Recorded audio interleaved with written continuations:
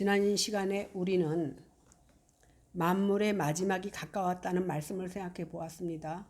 오늘도 보니까 여전히 이 세상은 활기차게 돌아가고 바쁘게 움직여집니다. 이것을 보고 우리가 만물의 마지막이라고 생각하기가 쉽지 않습니다.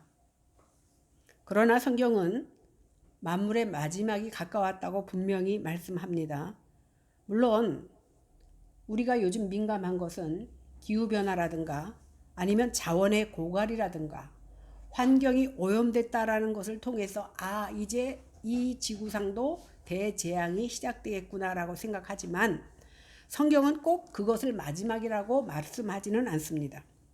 베드로의 편지가 쓰여진 후 몇 년 지나지 않은 주후 64년에 로마의 황제 네로는 그리스도인들에게 박해를 시작합니다. 먼저 그 네로는 로마시를 약간 또라이끼가 있어서 그런지 로마시를 불질러 놓고 그것을 그리스도인들에게 뒤집어 씌웁니다. 그리고 그걸 계기로 대대적인 핍박을 시작합니다.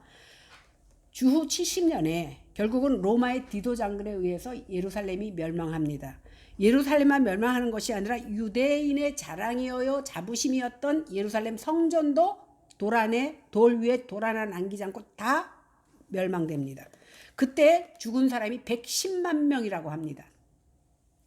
수십만 유대인들이 또 로마의 포로로 끌려갔습니다. 이러한 중대한 역사적 사건들 시점에 성령께서 하나님의 종 베드로에게 감동을 주셔서 고난을 예비하도록 편지를 쓰게 하신 겁니다.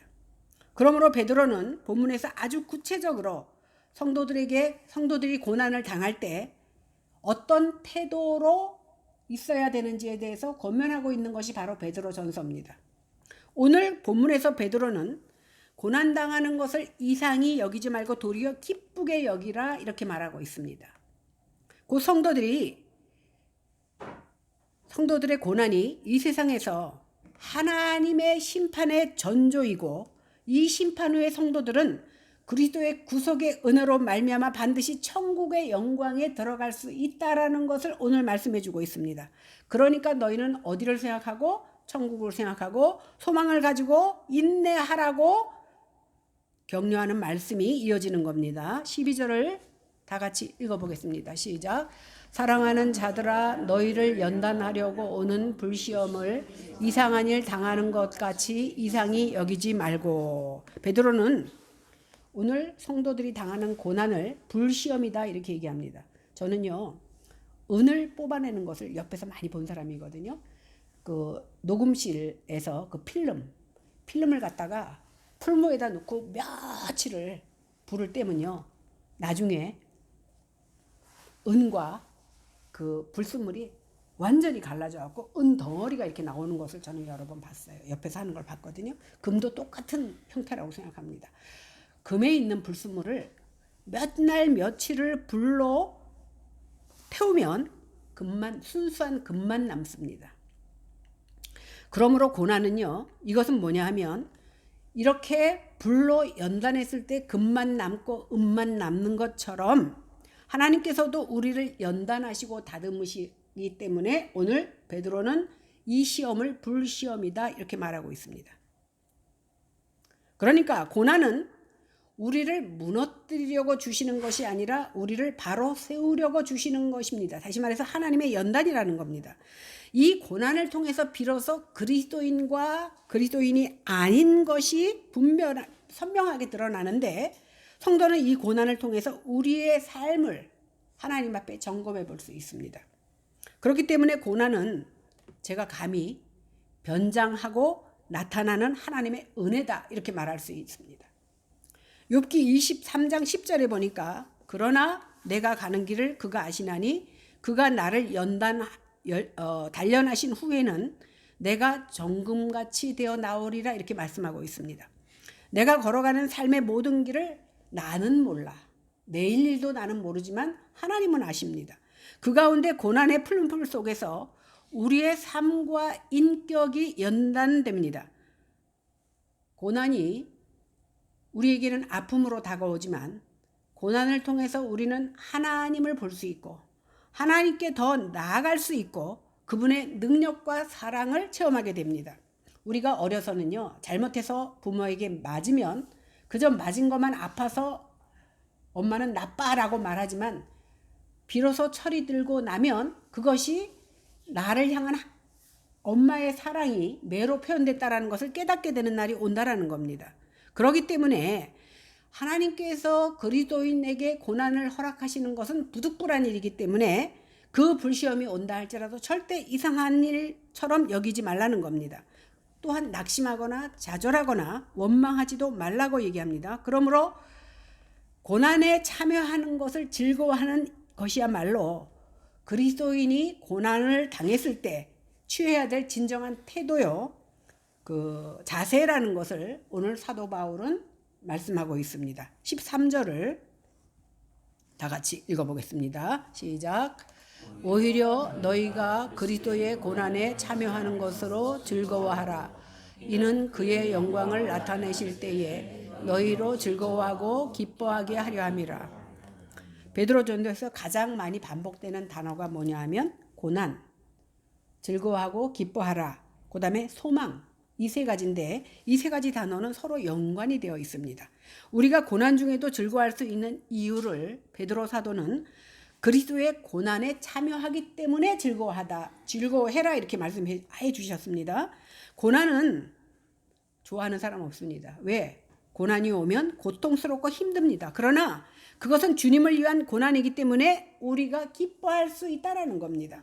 또 한 가지 고난 중에서 즐거워할 수 있는 이유는 뭐냐면 하나님이 영광으로 나타나실 때에 우리와 함께 하기 위해서 주시는 고난이기 때문에 우리는 즐거워하고 기뻐할 수 있다는 겁니다. 주님께서 재림하실 때 영광의 날에 받을 상급이기 때문에 우리는 인내하며 기뻐할 수 있다는 겁니다. 고난과 영광은 손등과 손바닥과 같습니다. 그러니까 결코 분리할 수가 없다는 겁니다. 고난이 있는 곳에 영광이 있고 영광이 있는 곳에 고난이 있습니다. 그러므로 우리가 영광만 원하고 고난은 노 할 수가 없다라는 겁니다. 많은 사람들이 영광은 원하지만 고난은 싫어합니다. 그러나 고난 없는 영광은 없다라는 사실을 기억하시기 바랍니다. 그래서 영광을 바란다면 반드시 내게 주어진 그 고난도 감수해야 되는 겁니다.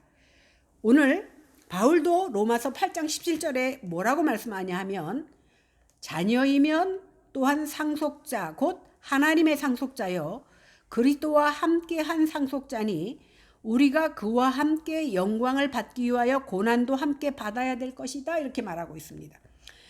바울이요 고난 중에도 낙심하지 않을 수 있었던 이유가 뭐냐 하면 바로 이러한 신앙을 가졌기 때문입니다. 하나님은 우리에게 고난 대신에 영광을 주시는 하나님이 아니라 고난을 통해서 영광도 주신다는 겁니다. 그래서 우리가 시험을 통과해야 그 다음 학년으로 올라갈 수 있잖아요. 마찬가지로 고난을 통해서 하나님께서는 영광을 허락하시는 하나님이라는 사실입니다. 성도가 고난 가운데서도 즐거워할 수 있는 것은 현재의 고난은 장차 우리에게 나타날 영광과 좋게 비교할 수 없기 때문입니다. 14절을 보겠습니다. 시작. 너희가 그리스도의 이름으로 치욕을 당하면 복 있는 자로다. 영광의 영 곧 하나님의 영이 너희 위에 계심이라. 베드로는 성도들에게 그리스도의 이름으로 치욕을 당하면 복이 있다 이렇게 말하고 있습니다. 왜 그러냐면 성도들이 고난을 당할 때 영광스러운 하나님의 영이 그 위에 임하실 것이기 때문이라는 겁니다. 주님은요 세상 끝날에 우리를 버리지 않겠다, 떠나지 않겠다, 우리와 항상 함께 있겠다고 임마누엘을 약속하셨습니다. 사망의 음침한 골짜기로 다닐 때에 나는 곧 숨이 막혀 죽을 것 같지만 주님은 우리를 결코 놓지 않는다는 사실입니다. 그리스도의 이름으로 인해서 치욕을 당하는 자를 홀로 어둠과 고난 가운데 버려두지 않는다는 사실입니다. 스데반을 생각해 보겠습니다. 유대인들이 돌멩이를 던져서 목숨이 잃어버릴 위기에 있을 때 사람들이 본 것은 뭐냐면 스데반의 얼굴이 마치 천사처럼 빛이 났다라는 사실입니다. 그때 빛이 날 그때 스데반은 어떤 상황이었냐면 하나님 우편에 계신 주님의 영광스러운 모습을 보았습니다. 그 모습이 투사되어서 일반 사람들의 눈에 보기에는 스데반의 얼굴이 광채가 난 겁니다. 이렇게 주님께서 자기를 향하여 영광스러운 모습으로 팔을 벌리고 있는 것을 바라보고 스데반은 어떤 말을 합니까? 나를 향해서 돌을 던진 사람들을 마치 주님처럼 저들이 죄를 알지 못하니 용서해달라고 기도한 것처럼 스데반도 나에게 돌을 던진 자를 용서해달라는 기도를 할 수 있었던 겁니다. 단순히 인간적인 신념으로 나는 꼭 순교하고 말 거야. 나는 어려서 서운했으니까 순교해야 돼. 이러한 마음 가지고 순교할 수 없습니다. 그리스도인들이 순교할 수 있는 것은 고통과 두려움을 이기게 하시는 하나님의 도우심이 있어야 가능한 겁니다. 내 의지로 되는 것이 아니라는 겁니다. 하나님의 영은 고난받는 자와 가장 가까이시면서 고난을 감당하시도록 힘을 주셔야만 할 수 있다는 사실입니다. 실제로 순교 현장에서 죽지 않고 살아난 사람들의 이야기를 들어보면, 그 증언을 들어보면 죽음의 순간 하나님께서 나를 붙잡아 주시고 나에게 힘을 주시기 때문에 견딜 수 있다라는 겁니다. 그래서 순교는 은혜로 되는 것이지 자기의 의지로 되는 것이 아니라는 사실입니다. 내가 하는 것 같지만 하나님께서 순교할 수 있는 힘과 용기를 주시기 때문에 순교할 수 있는 거예요. 우리가 시련을 겪는 것이 하나님의 영이 우리와 함께 계심을 증거하는 것임을 의미합니다. 우리는 시련을 통해서 하나님의 임재를 경험하고 그분의 영광을 드러낼 수 있습니다. 우리는 시련을 통해서 하나님의 영광을 나타내고 그분의 사랑을 전할 수 있게 되는 겁니다. 왜? 내가 체험하지 않고서는, 내가 하나님을 만나지 않고서는 그 살아계신 하나님을 증거할 수가 없는 겁니다. 그렇기 때문에 고난은 우리의 신앙을 점점 더욱더 굳건히 만들고 하나님의 뜻을 이루는 중요한 과정입니다. 아무리 똑똑해도요, 물론 이제 변수는 있지만 천재라고 해서 모든 과정을 다 생략하고 바로 박사과정으로 들어가기는 쉽지 않습니다. 생략하는 과정이 있다 할지라도 그래도 과정을 겪어나가야 되는 것과 마찬가지입니다. 15절과 16절을 다 같이 큰 소리로 읽겠습니다. 시작. 너희 중에 누구든지 살인이나 도둑질이나 악행이나 남의 일을 간섭하는 자로 고난을 받지 말지. 만일 그리스도인으로 고난을 받으면 부끄러워하지 말고 도리어 그 이름으로 하나님께 영광을 돌리라.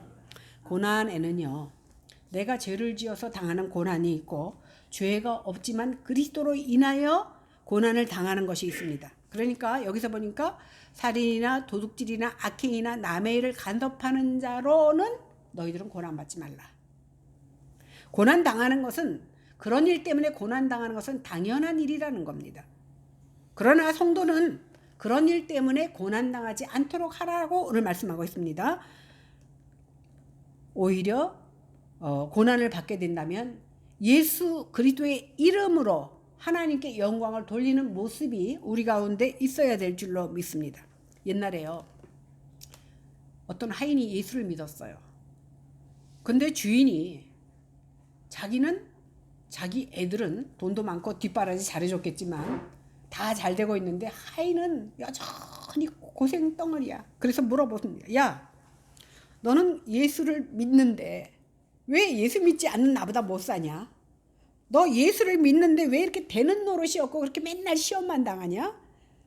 그럴 바에야 안 믿는 게 낫지 않겠어? 라고 주인이 하인에게 말합니다. 그랬더니 하인이 이렇게 대답합니다. 주인님, 제 말 용서하시고 들어주세요.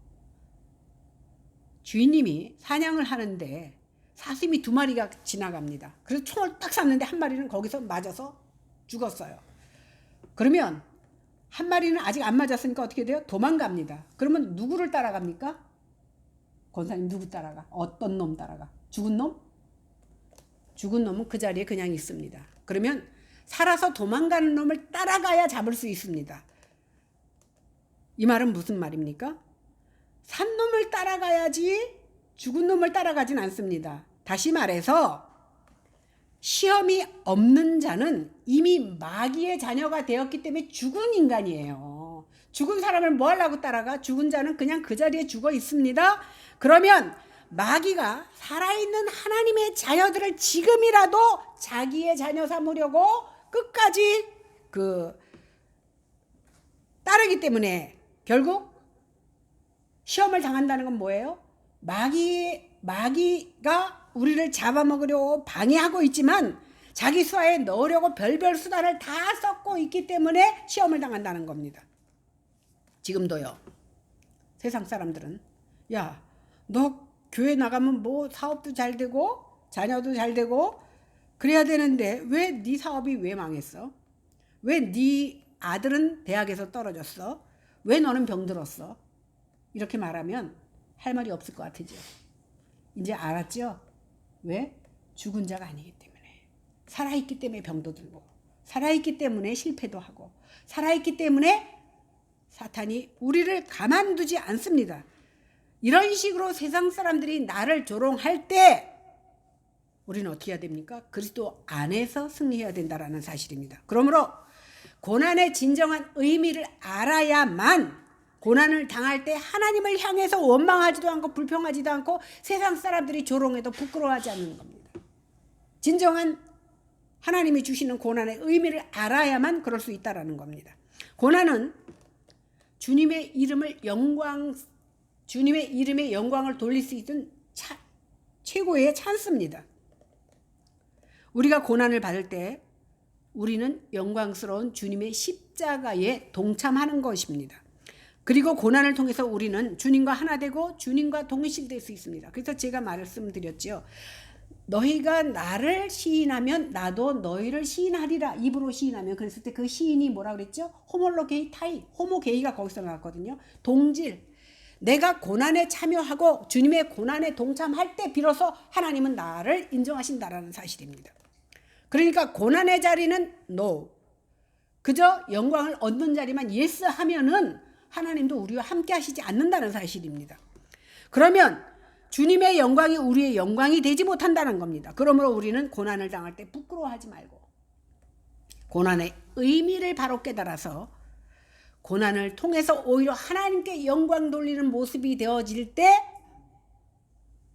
우리를 조롱하는 자들이 역시 우리와 다르구나라고 말할 수 있다는 겁니다. 17절 18절을 보겠습니다. 시작. 하나님의 집에서 심판을 시작하실 때가 되었나니 만일 우리에게 먼저 하면 하나님의 복음을 순종하지 아니하는 자들의 그 마지막은 어떠하며 또 의인이 겨우 구원을 받으면 경건하지 아니한 자와 죄인은 어디에 서리. 심판이 먼저 하나님의 집에 임한다고 합니다. 의인이 겨우 구원을 받는다면 의인도 이렇게 시험을 당하고 겨우겨우 구원을 받는데 복종하지 않고 경건치 않는 자의 최후는 어떻겠느냐는 거예요. 무슨 말인지 이해가 되죠? 의인일지라도 이렇게 어려움을 당하고 있는데 나중에 의인이 아닌 자들, 멸망할 자들의 마지막은 어떻게 되겠느냐는 거예요. 의인조차도 이렇게 어려움 속에 있는데 마지막 때에 멸망받을 자들, 의인조차도 세상에서 이렇게 고난을 받는데 멸망받을 자들의 마지막은 어떠하겠느냐. 말로 형언할 수 없다라는 거예요. 이 말은 굉장히 무서운 말씀입니다. 굉장히 무서운 말씀이 포함되어 있는 말씀입니다. 19절 보겠습니다. 시작. 그러므로 하나님의 뜻대로 고난을 받는 자들은 또한 선을 행하는 가운데에 그 영혼을 미쁘신 창조주께 의탁할지어다. 하나님의 뜻대로 고난을 받는 자들은요, 선을 행할 때 그 영혼을 미쁘신 조물주에게, 곧 신실하신 창조주에게 부탁해야 됩니다. 이는 우리가 하나님의 뜻대로 시련을 받아야 돼. 내가 뭔가 잘못해서 그 벌로 받는 것이 아니라 정말 하나님 앞에 바로 살고자 힘쓰다가 당하는 그 고난을 우리는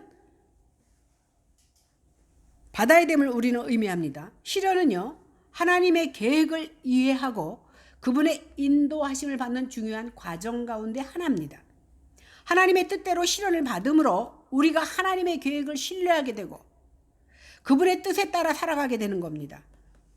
그러니까 우리가 시련을 통해서 하나님의 계획을 깨닫고 하나님의 나를 향한 섭리를 깨닫게 된다는 겁니다. 이것이 쉽게 이렇게 말로 하지만 우리가 그 고난을 실제적으로 체험했을 때 비로소 우리는 하나님의 그 미묘한 하나님의 깊은 의미를 깨닫게 된다라는 겁니다.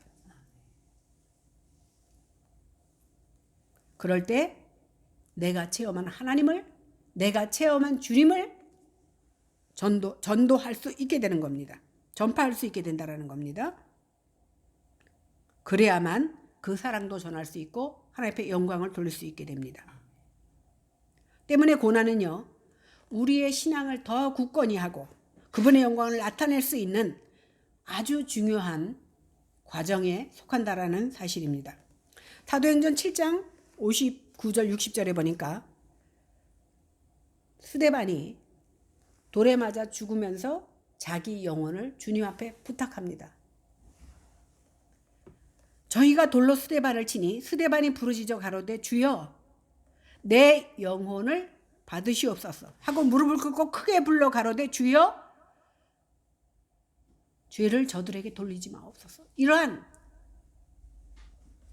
심오한 믿음이 어디에서 나옵니까? 돌로 맞아 죽어가는 그 시련 가운데 비로소 나타날 수 있다라는 겁니다. 우리가 시련을 겪는 것이 결국은 그리스도의 고난에 참여하는 것입니다. 그리고 하나님이 영이 우리와 함께 계심을 증거하고 하나님 뜻대로 시련을 받는 것임을 가르치고 있습니다. 그러니까 사도 바울이 그 무식하다고 생각했던 무식한 그 어부 베드로가 오늘 이렇게 심오한 말씀을 증거할 수 있었던 것은 그가 자기 지혜로 전하는 것이 아니라 하나님이 주시는 그 지혜로 말미암아 이러한 말씀을 전할 수 있다라는 겁니다. 이 말씀을 받는 우리 역시도 고난을 이상한 일로 여기지 말고 이를 통해서 하나님의 뜻을 이해하고 그분의 인도하심을 받는 중요한 과정으로 생각해야 됩니다.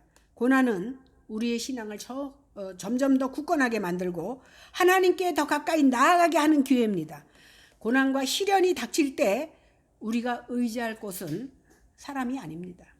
우리가 의지할 곳은 오직 예수님밖에 없습니다. 고난과 풍파가 지나도록 안전하게 숨을 곳이 어디냐? 예수님의 품 안이라는 겁니다. 그러나 우리는 어려운 일을 당하면 내가 먼저 해결하려고 이리 뛰고 저리 뛰고 찾아다닙니다. 그러나 오직 맨 마지막에 이것도 안 되고 저것도 안 될 때 우리는 주님을 찾지만 처음부터 주님을 찾으면 그리고 주님 품 안에 안기면 우리 하나님께서 이 시련을 통해서 하나님의 사랑도 보여줄 뿐만 아니라 이 모든 것을 선히 인도하시는 줄로 믿으시기를 바랍니다. 이 시간 성령 하나님께서 우리에게 은혜 주시면 우리도 사도 바울과 같은 그리고 베드로와 같은 그러한 믿음을 가질 수 있게 됩니다. 그래서 우리가 사실은 어려서 어린아이 다칠까 봐 그냥 열심히 밥 먹이고 보호하고 그 기저귀 갈아주고 합니다. 그러나 우리의 신앙이 이제는 점점 성숙할수록 우리는 어떠한 모습이 되어야 됩니까? 우리 주님을 위해서라면 내게 어떠한 고난과 어려움이 있다 할지라도 결단코 주님보다 나를 앞세우지 않고 주님의 날보다 주님의 날보다 내 나를 우선하지 않고 주님이 원하신다면 나는 싫지만 나는 원하지 않지만 주님이 원하는 길로 가기를 다짐하는 저희들이 되어야 될 줄로 믿습니다. 그래서 어떠한 일이 있을 때마다 우리는 이 고난이 나에게 복을 가져다 주는 영광으로 이어지는 길임을 깨닫고 고난 때에 오직 주님을 피난처로 삼는 저와 여러분들이 되시기를 주님의 이름으로 간절히 축원합니다. 기도하겠습니다. 하나님, 이렇게 말씀을 전하고 있는 목사도 고난 좋아하지 않습니다. 기쁨과 환희를 좋아하고 축복과